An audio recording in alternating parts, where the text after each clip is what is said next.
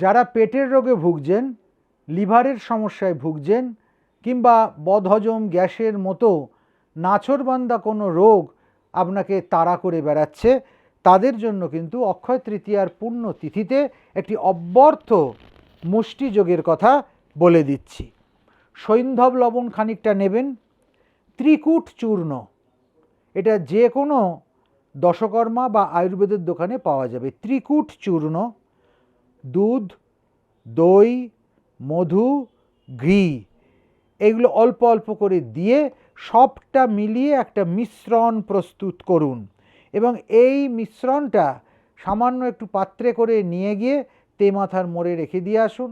আর যেটা ঘরে রইল সেই মিশ্রণটাকে নিয়ে যেখানে অসুবিধে হচ্ছে সেখানে হালকা করে লাগিয়ে দিন।